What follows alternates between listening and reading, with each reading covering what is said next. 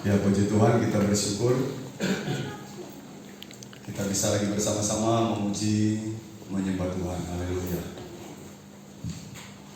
Saya yang lagi kayak mau pilek tapi tidak keluar, jadi larinya kemana? Puyeng kepala, maunya apa? Geletak. Tapi tugas harus dikerjakan. Amin. Amin. Kita paksa diri untuk melayani Tuhan. Persiapkan tetap firman Tuhan. Saya tetap memberikan yang terbaik untuk melayani Tuhan. Amin. Dan biarlah pagi hari ini kita sama-sama diberkati Tuhan. Bilang kepada orang, mari bangkit berdiri bersama.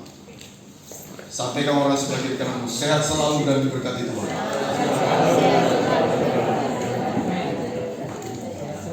Haleluya. Jangan lupa berdoa ya supaya sehat selalu dan diberkati Tuhan.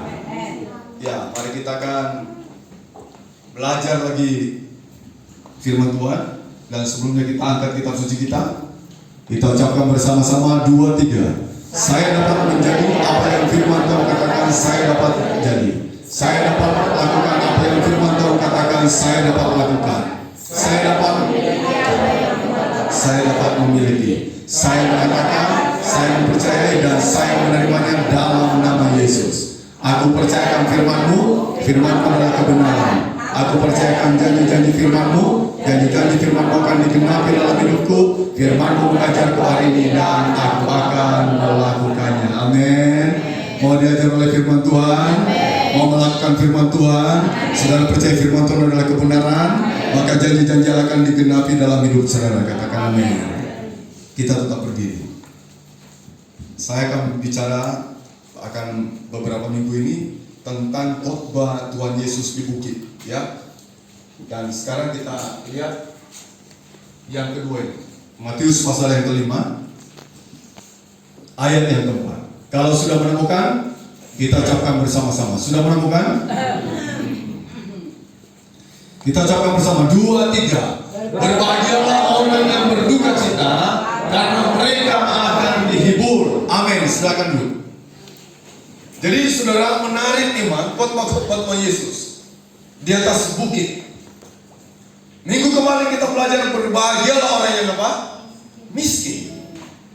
Jadi kontradiktif apa yang Tuhan sampaikan, kontradiktif. Mana ada orang miskin berbahagia? Nah, hari ini kita belajar lagi. Berbahagialah orang yang apa? Lagi-lagi kontradiktif. Mana ada orang yang berduka cita berbahagia? Benar nggak Bapak Ibu? Pernah berduka cita? Yang pernah angkat tangan.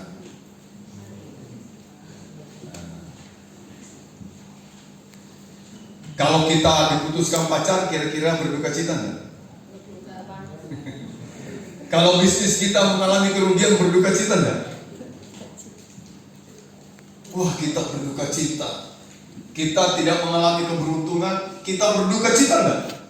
Berduka cita. Dan apalagi kalau kita mengalami apa? Kehilangan orang yang kita cintai. Apakah itu papa mama kita, suami kita, istri kita, anak kita, berduka cita nggak? Nah, tapi Tuhan bilang gini ya, berbahagialah orang yang berduka cita, karena mereka akan apa? Dihibur. Kontradiktif lagi.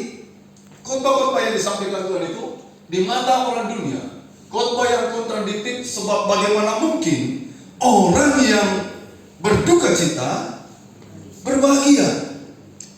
Rasanya tidak masuk di akal. Tapi inilah ajaran Tuhan. Dia mengajarkan kepada kita ketika dia di atas bukit ini menyampaikan pesan-pesannya. Dan khotbah di bukit itu boleh dibilang ringkasan khotbah Tuhan Yesus semuanya. Mahatma Gandhi pun sangat tertarik dengan khotbahnya Tuhan Yesus di atas bukit itu. Itu yang membuat dia datang kepada dia. Tapi sayang pengikutnya tidak memberi teladan, tidak memberi contoh anak Tuhan. Dia bilang, Yesus yang aku lihat, yang aku belajar dari Alkitab, Yesus yang hebat. Tapi pengikutnya kok begini ya? Nah ini saudara, jadi kita tidak bisa melihat figur Yesus ya di dalam diri kita. Mahatma Gandhi tidak melihat itu, dan dia urung menjadi orang Kristen, saudara. Tapi dia bilang Yesusmu hebat, Yesusmu ajarannya luar biasa. Nah saudara, dia mengajarkan bahwa berbahagialah orang yang berduka cita, karena mereka akan diukurkan. Khotbah yang kontradiktif. Rasanya tidak mungkin orang yang berduka cita berbahagia. Saudara, apalagi coba kita lihat dalam kitab contoh lah, banyak contoh ya, ketika Yakub meninggal. Wah, itu terjadi ratapan yang luar biasa, menangis, orang menangis dan menangis. Siapa lagi tokoh-tokoh dari kitab meninggal, orang menangis dan menangis. Tapi Tuhan bilang apa?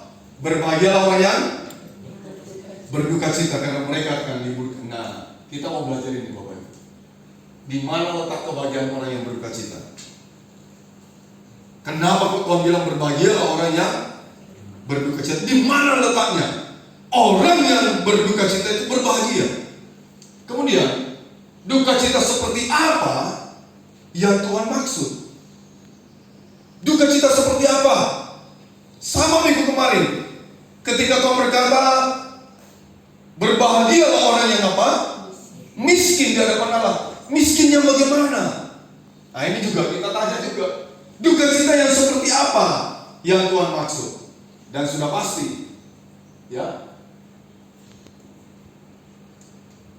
yang pasti Tuhan tidak bermaksud berkata apa Bapak Ibu? Bukan, dia tidak bermaksud berkata kepada orang yang sedang berduka cita karena mengalami kematian. Bukan itu duka cita yang dimaksud Tuhan. Ya tadi sederet duka cita yang bisa kita lihat menurut kacamata dunia. Bapak Ibu kehilangan orang yang kita kasih, pasti kita berduka cita. Kemarin saya melayani di Tayu, pendeta senior, luar biasa pendeta ini. Kami sangat senang kalau melihat pendeta-pendeta hebat, luar biasa, diberkati Tuhan, tapi rendah hatinya hebat juga. Tidak ada kesombongan, suka menolong untuk kami belajar benar. Ya, dia ada orang yang mengalami kesulitan, kesusahan, dia turun tangan, dia lakukan. Teman-teman mau pergi apa nih? Rapat kerja nasional di Bali, di daerah Pati dan sekitarnya. Mereka bingung masalah bis, sewa bis berapa banyak yang harus dikeluarin. Tiba-tiba pendeta ini berkata, nanti saya sediakan duit 10 juta untuk sewa bis. Wah, luar biasa. Ya, dia berikan. Dan kemarin saya melayani, kami dengar kesaksian-kesaksian dari jemaatnya. Ya, dari naik sepeda melayani, mengalami banyak kesulitan, dilempari batu, sama lah. Mengalami juga banyak penderitaan. Saudara, kemarin dipanggil Tuhan. Dalam kondisi sebelum dipanggil Tuhan, dia kumpulin anaknya, dia masih khotbahin anak-anaknya. Anak-anaknya satu jadi pendeta, 2 aktivis pelayan Tuhan. Dia masih khotbahin, dia bilang apa? Jangan takut dengan kematian, besok dia mati. Dia masih bicara apa? Jangan takut dengan kematian. Kalau kita percaya Tuhan Yesus, kita aman di dalam Yesus. Kebetulan di video kan itu, waktu dia bicara kepada anak-anaknya, jadi ditayangkan kepada kita semua jemaat, ada juga yang hadir, ditayangkan itu, dia di rumah sakit, dia bicara, usianya 85 tahun, tidak pikun, masih bisa khotbah, hebat kan? Haleluya. Dan dia satu-satunya pendeta GBT orang Sunda, namanya Paulus Adam. Kalau Adam itu Sunda ya, Adam Sutisna, Sunda kan? Ya kalau ada Sutisno, itu Jawa. Ini Sutisna, satu-satunya pendeta. Banyak pengalaman hidupnya Bapak Ibu. Dalam pernikahannya dia jalani, pernah lempar-lemparan sama istrinya dalam pengantin baru, lemparan-lemparan bantal, kena guling. Toto istrinya kena, apa ini dibuka emas dalam guling. Tidak sedikit. Wah, luar biasa. Ini pendeta ini. Dan sekarang anaknya akan teruskan pelayanannya. Haleluya. Orang berduka cita menangis, istrinya lihat suaminya dipanggil Tuhan. Anak-anak, jemaat, waktu mereka menyanyi, jemaat dia pesan, nanti kalau aku meninggal ini loh, orang baik-baik itu bisa pesan gitu. Kalau saya meninggal, taruh di gereja dan kalian nyanyikan lagu kesukaan saya, Selidiki Aku. Dan itulah jemaat menyanyi dan menangis. Lagunya itu, selidiki aku, lihat hatiku, apakah ku sungguh mengasihimu Yesus. Dan kalimat-kalimat itu dia, ku berjuang sampai apa? Akhir. Waduh, mengharukan benar-benar. Ya, jadi Tuhan tidak bermaksud berkata ketika dia berkhotbah di bukit, berbahagialah orang kamu yang apa? Yang berduka cita, karena kamu akan dihiburkan. Bukan ditujukan kepada orang yang sedang mengalami kematian, bukan. Ya, nah ini akan kita pelajari bersama. Duka cita seperti apa kalau gitu? Ini contoh nih, bahwa Yesus itu bisa menangis. Ya, saudara bisa baca dalam Yohanes pasal 11 ayat ke-33 sampai 35. Kita ucapkan 2-3. Ketika Yesus melihat Maria menangis dan juga orang-orang Yahudi yang datang bersama-sama dia, maka masyurlah hatinya, ia sangat terharu dan berkata, di manakah dia kamu baringkan? Jawab mereka, Tuhan, marilah dan lihatlah. Kemudian apa? Maka menangislah Yesus. Jadi Yesus bukan orang yang kurang ajar. Ada orang menangis dia tertawa. Saudara jangan lakukan itu, amin. Ada orang sedih menangis kehilangan orang dikasih, saudara datang tertawa. Ini orang gila. Yesus ketika melihat Maria menangis, melihat orang Israel menangis juga karena kematian Lazarus, masuk hatinya. Dan dia tanya, di mana dia kamu baringkan? Mari Tuhan lihat, dia sudah dikuburkan. Ayat ini menulis, maka menangislah Yesus. Jadi jangan takut Bapak Ibu, apa yang kau alami, Yesus juga akan merasakan apa yang kau alami. Kalau engkau bersedih, pasti dia juga merasakan kesedihanmu. Tapi sebaliknya kalau engkau juga bersuka cita, dia pun ikut bersuka cita. Satu orang diselamatkan, beribu-ribu malaikat di sorga bersorak-sorai karena satu orang yang diselamatkan. Jadi Yesus mengerti menangis. Jadi kalau dia berkata, berbahagialah orang yang berduka cita, bukan dialamatkan kepada orang yang sedang mengalami kematian. Ini contohnya. Dia datang kepada Maria, dia melihat Maria menangis, dan dia pun ikut menangis. Pernah menangis? Halo, siapa yang pernah menangis? Angkat tangan. Kalau udah pernah menangis, saya akan buat Anda menangis. Pernah menangis? Karena persoalan hidup yang mengalami, beratnya tekanan hidup. Pernah menangis? Pernah aku menangis sejadi-jadinya. Saya pernah mengalami menangis sejadi-jadinya di hadapan Tuhan. Saya pokoknya tidak peduli, saya menangis. Saya bicara sama Tuhan menangis. Dan saya tahu firman Tuhan juga menulis dalam Mazmur, air matamu ditampung di mana? Di kirpatnya. Engkau tidak sendiri mengalami kesedihan. Engkau tidak sendiri mengalami kesusahan. Bahkan kalau engkau dianiaya, Tuhan bilang dia menganiaya aku. Benar kan? Dan kalau engkau memberkati orang yang miskin, Tuhan berkata, engkau berkati aku. Ketika aku di penjara, engkau kunjungi aku. Murid-muridnya bilang, kapan engkau di penjara? Ya kalau kamu lakukan kepada orang yang paling susah di dunia. Ketika engkau lapar, aku lapar, engkau beri aku makan. Muridnya juga bertanya, kapan Tuhan kami beri engkau makan? Pada waktu engkau beri makan kepada orang yang tak berdaya. Itu engkau lakukan sama seperti kepadaku. Nah saudara, jadi Tuhan bisa merasakan, Tuhan juga bisa mengalami. Ketika engkau mengalami kesulitan yang berat, pergumulan yang berat, engkau tak berdaya lagi, engkau menangis, itu Tuhan tahu banget kita. Amin. Amin. Dia sangat mengerti bagaimana keadaan saudara dan saya. Dan bukan hanya dia mengerti, saya percaya dia akan turun tangan menolongmu. Dia turun tangan. Dia tanya, di mana dia? Kamu baringkan? Di kuburan. Ayo kita ke sana bertanya. Dan dia panggil itu Lazarus. Lazarus, keluar, keluar dia. Nah, lepas. Itu kayak pocong keluar dari apa? Kuburan, saudara. Keluar dia. Orang yang berduka cita akan dihibur oleh Tuhan. Jadi Maria Marta yang tadinya menangis, berduka cita, tiba-tiba berubah menjadi apa? Halo?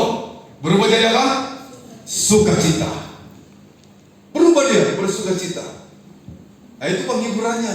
orang yang berduka cita, bahwa Tuhan memberikan penghiburan kepada kita, memberi kekuatan, dan kalimat-kalimat yang sering kita ucapkan ketika kita ke rumah duka, kita berkata kepada orang yang sedang berduka, Tuhan memberi engkau kekuatan penghiburan. Benar gak? Dan terima kasih kita jawab begitu kan? Saudara, jadi Tuhan mengerti, tahu. Kalau Anda dalam kesulitan, Dia juga ngerti. Anda dalam kesedihan, Dia juga mengerti. Ya, Roma 12 ayat 15, Rasul Paulus berkata begini, bersukacitalah dengan orang yang apa? Bersukacita. Tapi ini menangislah dengan orang yang menangis. Amin. Jadi menangislah dengan orang yang menangis. Makanya khotbah Tuhan Yesus tidak mungkin ditujukan kepada orang yang sedang mengalami apa? Kematian dalam anggota keluarga. Apakah suami, apakah istri, apakah orang tua, ayah, ibu, anak, saudara, siapapun. Ya, bukan itu maksudnya Tuhan ketika Dia berkhotbah, berbahagialah orang yang berduka cita. Karena Tuhan bisa menangis dengan orang yang menangis. Amin. Makanya senanglah bersama orang yang bersenang. Amin. Dan sedihlah dengan orang yang bersedih. Bergembira kalau ada saudaramu bergembira. Tapi kalau melihat saudaramu sedih, ikutlah juga merasakan kesedihannya. Sama seperti Tuhan. Dia pun bisa merasakan apa yang dirasakan oleh Maria, Marta. Haleluya. Nah, saudara, jadi duka cita yang Tuhan maksud. Nah, ini pertanyaan kita tadi. Apa maksudnya duka cita ini? Duka cita yang Tuhan maksud pada khotbah di bukit adalah ini Bapak Ibu, kita ucapkan 2-3. Duka cita karena saya mau tanya, siapa yang pernah berbuat dosa, angkat tangan saudara. Kalau banyak dosanya, dua-dua tangannya diangkat.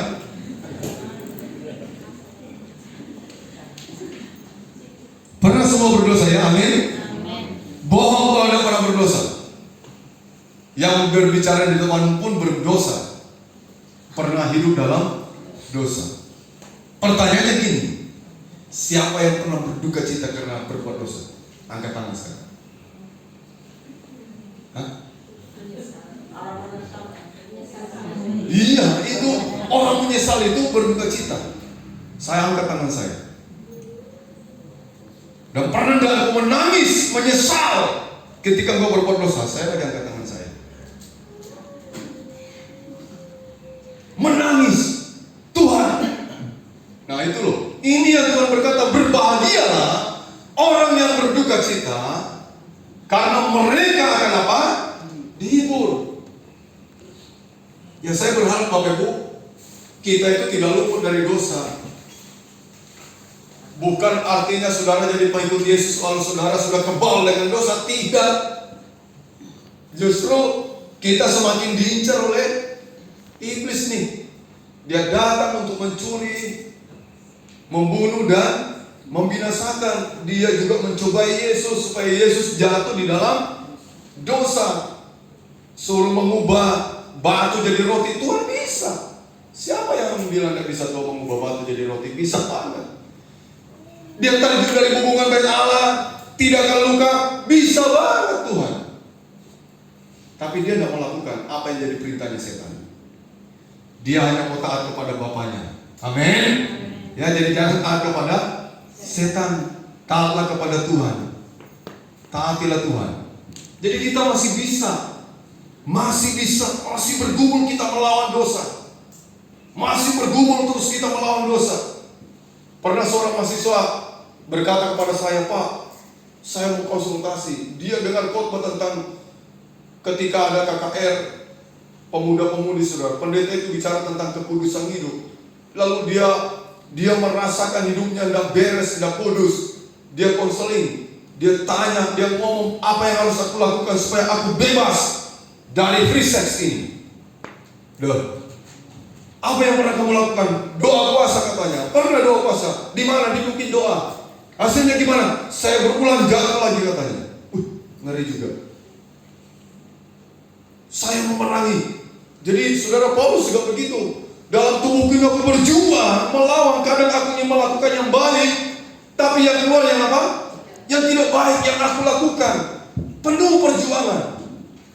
Orang berjuang. Macam-macam orang kelemahannya. Ada orang kelemahannya di bidang keuangan.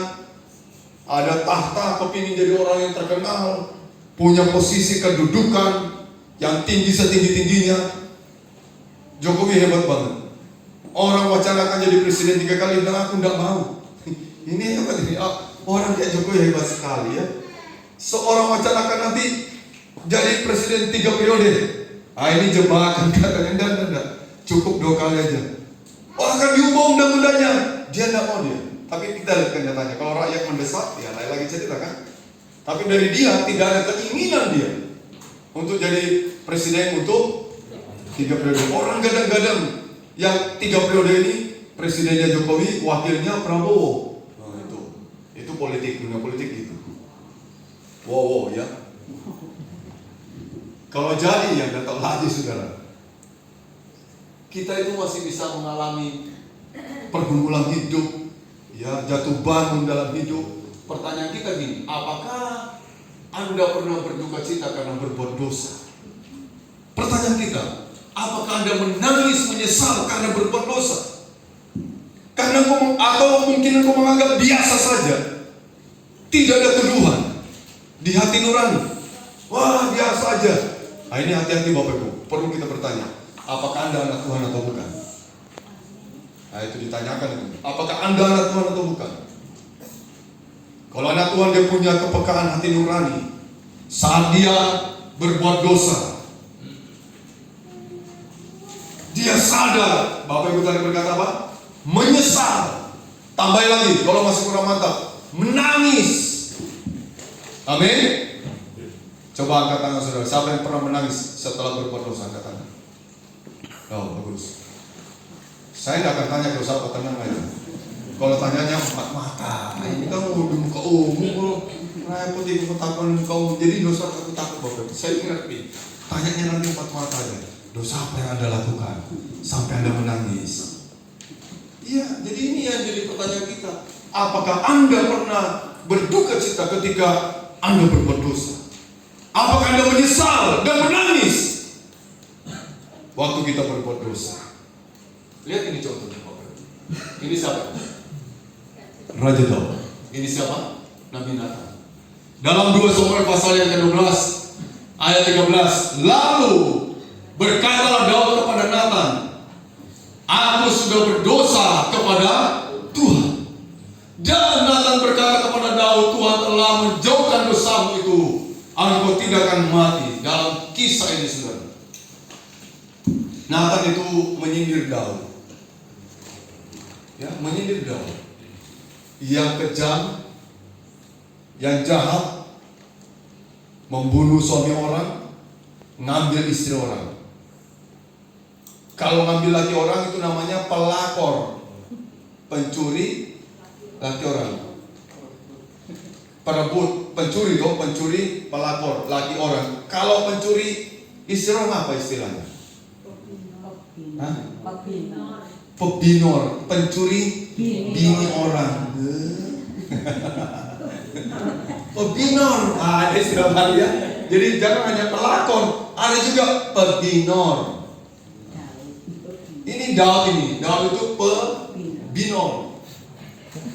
Ada lucu kamu. Istilahnya lucu ya, pebinor. Kalau pelakor enak ya, pelakor pencuri laki orang, pebinor pencuri bini orang. Iya podoy. Dan saudara, apa yang terjadi? Nathan mengingatkan dia. Dalam sebuah cerita sih menarik, ada 2 orang di satu kota, satu orang kaya, satu orang apa? Miskin. Orang kaya ini banyak dombanya, orang miskin hanya punya 1 ekor domba.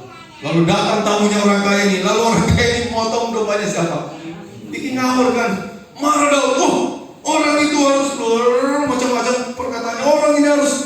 Terus Nathan bilang, kamu itu orangnya. Kaget tuh. Langsung dia menundukkan diri. Kamulah orangnya yang begitu jahat. Kamu merencanakan pembunuhan siapa ini? Uria. Saudara bayangkan, orang perang disuruh minum dulu, mabuk, enak nggak ditembak? Enak banget. Orang mau pergi perang. Celaka saudara. Disuruh minum dulu. Taruh barisan paling depan. Waduh, kalau pertempuran mulai mundur katanya, pasukan lain mundur, dia perang dewek. Jangan dong. Gila. Baru diambil sampai itu. Betseba itu. Tapi saudara, hebatnya Daud. Dia berkata kepada Tuhan, aku sudah apa? Berdosa. Dia tidak bantah-bantah, enggak. Awas kamu lagi datang berani menuding aku sebagai raja. Enggak. Kamu sindir aku, enggak. Kita seringkali mudah tersinggung ketika disindir, benar enggak? Ini waktu dia nyindir, dia terima, dia tundukkan dirinya, dia menyesal, dia ingat apa yang dia perbuat, dia berduka cita, dia duduk di lantai, raja duduk di tanah, dia menantikan pengharapan dari Tuhan supaya anak itu yang lahir jangan mati karena Betseba mengandung. Dia bergumul dan bergumul, prajuritnya tidak ada berani, pasukannya tidak ada berani berkata kepada Daud, takut mereka semua. Daud sudah mengalami duka cita karena berbuat dosa. Selayaknya kita kalau berbuat dosa dan ditegur, kita harus berterima kasih kepada yang menegur. Amin. Terima kasih kau mengingatkan. Nabi Nathan, terima kasih. Saya jadi ingat aku telah apa? Aku telah berdosa. Nabi Nathan bilang gini, Tuhan telah menjauhkan dosa. Artinya gini loh, dosa sebesar apapun yang kita lakukan, kalau kita bertobat, Tuhan mengampuni kita. Amin. Tapi dosa sekecil apapun kalau kita tidak bertobat, ya tidak diampuni. Perlu ada pengakuan bahwa kita berdosa. Amin.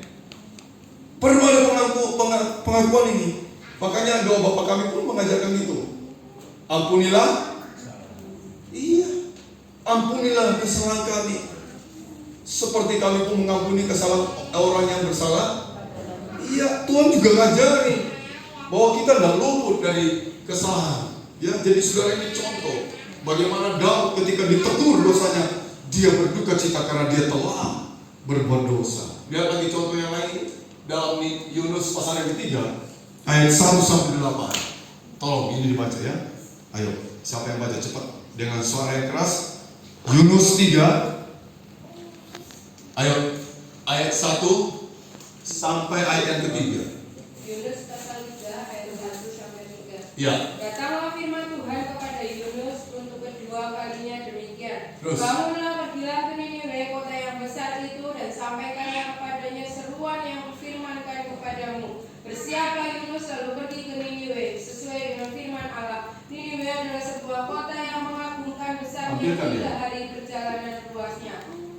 Terus. Ayat 3. Sampai 8. Mulailah Yunus masuk ke dalam kota itu sehari perjalanan. Perhatikan Bapak Ibu. Lalu berseru, 40 hari lagi maka Niniwe ini akan ditunggang balikan. Terus? Orang Niniwe percaya kepada Allah, lalu mereka mengumumkan puasa dan Ini loh. Lalu mereka mengumumkan apa? Puasa, dan mereka baik orang dewasa maupun anak-anak. Terus mengenakan kain kabung. Terus. Setelah sampai kabar itu kepada raja kota Niniwe, turunlah ia dari singgasananya, ditanggalkannya jubahnya, diselubungkannya kain kabung, lalu duduklah ia di abu. Lalu atas perintah raja dan para pembesarnya, orang memaklumkan dan mengatakan di Niniwe demikian, manusia dan ternak, lembu, sapi dan kambing domba tidak boleh makan apa-apa, tidak boleh makan rumput dan tidak boleh minum air. Haruslah semuanya, manusia dan ternak, berselubung kain kabung dan berseru dengan keras kepada Allah, serta haruslah masing-masing berbalik dari tingkah lakunya yang jahat dan dari kekerasan yang dilakukannya. Iya, saudara lihat orang ini bagaimana saudara? Hidup dalam kejahatan, dosanya banyak. Yunus diutus untuk memberitahukan supaya beritahu kepada orang Niniwe, kota ini akan ditunggangbalikan oleh Tuhan karena kejahatan yang kau lakukan, karena dosa yang begitu rupa yang kau lakukan. Saudara, ketika orang Niniwe mendengar, tadi saudara baca, apa yang mereka lakukan? Berduka cita enggak? Berduka cita seperti Daud, dia duduk di tanah. Raja turun dari singgasananya, duduk di mana? Dan dia mengumumkan, semua manusia, anak kecil, orang besar, semua hewan berpuasa. Semua mengenakan apa? Kain kabung. Hewan pun dikasih kain. Orang boleh makan. Jadi ondi harus berpuasa juga.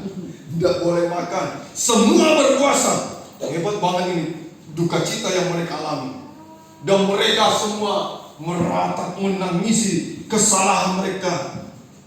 Menangisi dosa mereka. Karena diingatkan oleh Nabi Yunus. Ini loh, dia duka cita. Berduka cita. Jadi saudara, ya ini duka cita ya. Ketika orang mengenakan kain kabut, ketika orang meratapi dosa yang telah dia perbuat, kejahatan, dia duduk di tanah. Ini tanda orang yang sedang apa? Berduka cita, dalam kesedihan karena berbuat dosa. Ini loh berduka cita karena berbuat dosa.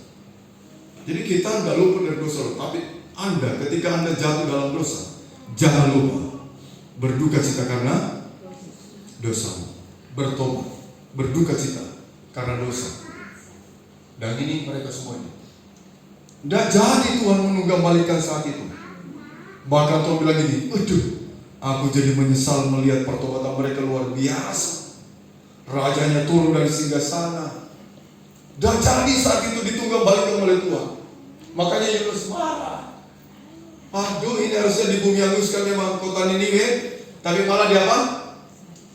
Tidak jadi ditunggangbalikan. Yunus ngomel itu, kalau saudara baca pasal 4 tentang pribadinya Yunus di sana, ngomel itu. Jadi saudara, berbahagialah orang yang berduka cita. Artinya Tuhan berkata begini, berbahagialah kamu kalau kamu berbuat dosa dan kamu menyesal, kamu menangis, kamu meratap, kamu berkabung, kamu berduka cita. Nah, nanti Tuhan beri apa? Penghiburan. Amin. Amin. Tapi kalau kita tidak pernah merasa aku bersalah, aku berdosa, kita biasa-biasa saja, tidak akan pernah dapat penghiburan. Ya, penghiburan itu luar biasa. Roh Kudus beri nanti penghiburan kepada orang yang mengalami duka cita. Jadi duka cita yang Tuhan maksud pada khotbah di bukit adalah yang pertama tadi duka cita karena berbuat dosa. Yang kedua, kita ucapkan 2, 3. Duka cita karena jiwa-jiwa yang belum diselamatkan. Punya nggak hati seperti itu? Lihat orang tidak diselamatkan, kita sedih. Saya tuh mikir gini, konsep kebenaran dalam Alkitab, orang yang diselamatkan, orang yang percaya kepada Yesus. Bagaimana ya orang di luar sana yang baik, jauh lebih baik dari kita, suka menolong orang, tapi tidak percaya Yesus. Dia lakukan syariat-syariat agamanya, dia tidak mengganggu orang, dia hidup dalam kesucian. Anda lihat bagaimana orang Buddha, lihat alim ulama yang benar-benar hidup beres, hidup melakukan syariat-syariat agamanya, menolong orang. Misalnya Gus Dur lah, kita ambil contoh. Belum lagi tokoh-tokoh yang lain, Bapak Ibu. Tapi dia tidak percaya Tuhan. Nah, itu jadi pertanyaan saya buat saya, aduh, gimana ya orang-orang ini? Nah, Tuhan ingin saudara kita berduka cita juga untuk orang-orang yang apa? Belum diselamatkan. Itu orang berdosa juga. Kita orang berdosa yang sudah diselamatkan, mereka orang berdosa yang belum diselamatkan dan perlu diselamatkan. Makanya waktu saudara lihat dalam Lukas 11 ayat 41, ketika Yesus telah dekat di kota Yerusalem dan melihat kota itu, bukan kotanya yang dilihat, orang di dalam kota itu, ayat ini berkata, ia menangisinya. Kemudian dia menangis. Yang ditangisi apa? Kotanya? Bukan. Orang Israel yang ada di kota itu, orang Israel, umat Israel yang berdosa, yang tidak bertobat, jiwa-jiwa yang perlu diselamatkan. Yesus menangis. Haleluya. Siapa yang menangis untuk jiwa-jiwa? Apakah istrimu, suamimu, anakmu, orang tuamu? Tangisi. Amin. Loh, amin. Tangisi kalau ada keluargamu yang belum diselamatkan. Tangisi, menangis di hadapan Tuhan. Tuhan, selamatkan dia. Selamatkan dia Tuhan. Rebut dia Tuhan. Menangis, coba menangis untuk jiwa-jiwa. Seperti Yesus menangis. Dia menangis loh. Begitu dia masuk di Yerusalem, dia lihat orang-orang Israel yang ada di kota itu, menangis dia. Karena mereka hidup dalam dosa dan menolak Mesias. Haleluya. Dalam Matius 28 ayat 19, karena itu sebelum dia pergi meninggalkan dunia ini, dia bilang kepada murid-muridnya dan kepada kita semua. Dia berkata, pergilah kamu, beritakanlah Injil, baptis mereka, ajar mereka, pergi kamu ke seluruh dunia. Tuhan ingin supaya orang-orang mendengar berita Injil, dan kita bersyukur bahwa sekarang berita Injil gampang kita dengar. Sekarang berita Injil gampang kita beritakan lewat media sosial ini. Jadi orang, kalau saudara punya teman di luar negeri, saudara bisa beritakan Injil lewat medsos itu kan? Bisa kan? Dan inilah penggenapan amanat agung Yesus sebelum dia naik ke surga. Dia mau Injil harus diberitakan sampai ke ujung bumi. Karena dia menangisi orang-orang yang belum diselamatkan. Ya, dia menangisi.